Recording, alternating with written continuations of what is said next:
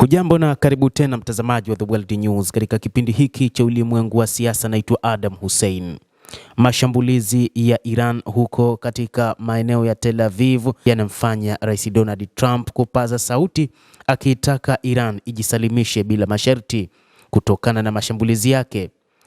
Hata hivyo, anasema anga ya Iran iko chini ya udhibiti kamili wa Marekani na washirika wake. Rais huyo wa Marekani amedai, huku akitaka Iran ijisalimishe iachane na mpango wake wa kuishambulia Israel. Mashambulizi ya Iran ni mashambulizi mazito sana kiasi kwamba wakati huu Donald Trump anataka kuingia moja kwa moja.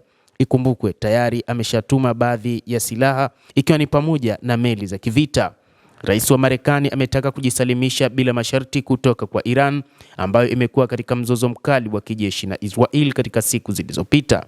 Katika mfululizo wa machapisho kwenye ukurasa wake wa Truth Social, Donald Trump amedai kwamba sasa tuna udhibiti kamili kwa Iran katika anga yake. Uhasama kati ya Yerusalemu Magharibi na Tehran umekuwa ukiongezeka tangu mashambulizi ya Israel dhidi ya kituo cha kurutubisha madini ya uranium, vituo vya nyuklia na kijeshi, na mfululizo wa mashambulizi ya ndege zisizokuwa na rubani pamoja na mabomu yaliyotegwa ardhini na kwenye magari ambayo yamesababisha vifo vya makamanda na wanasayansi waandamizi wa Iran pamoja na raia kadhaa. Iran imeanzisha visasi kwa kurusha makumi ya makombora ya balistiki kuelekea Israel.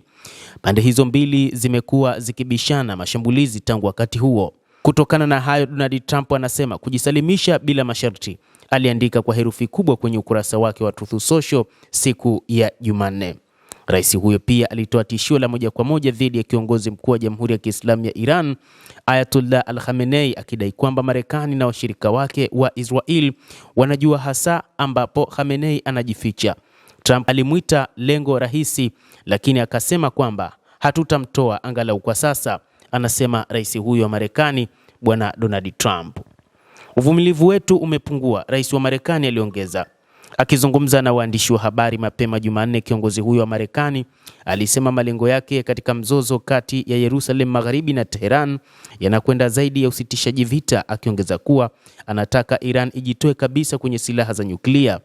Waziri Mkuu wa Israel Benjamin Netanyahu alitoa kauli kama hizo siku ya Jumatatu alipodai kuwa Israel ilikuwa inadhibiti anga juu ya Tehran na kuambia wakazi wa mji huo kuhama. Tehran pia iliashiria Jumanne kwamba iko tayari kuendelea na mapigano, ikisema adui hawezi kuendeleza vita vya muda mrefu na jinsi inavyoendelea mgongo wa utawala wa Kizayuni utavunjika.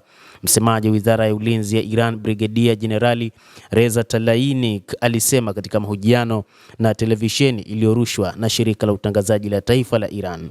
Jenerali huyo pia alitangaza matumizi ya mifumo mipya ya makombora kama sehemu ya mashambulizi ya kulipiza kisasi, ambapo kupitia makombora hayo waliweza kufanikiwa kufanya mashambulizi katika eneo na makao makuu ya Mossad nchini Israel. Leo tulitumia moja ya makombora yetu kwa mara ya kwanza na utawala wa Kizayuni haukutambua hata kuwa ulikuwa umetumwa. Wataona maajabu haya zaidi, alisema. Jeshi la Walinzi wa Mapinduzi ya Kiislamu ya Iran IRGC liliripoti mashambulizi yaliyofaulu kwenye makao makuu ya kijasusi ya kijeshi ya Israel na kituo cha kijasusi cha Mossad katika eneo la Tel Aviv siku ya Jumanne. Yerusalemu Magharibi ilihalalisha shambulizi la kila Ijumaa kwa kudai kuwa Iran ilikuwa kwenye ukingo wa kupata silaha za nyuklia. Tehran imekanusha mara kadhaa shutuma hizo, ikishikilia kwamba mpango wake wa nyuklia ni wa amani kabisa.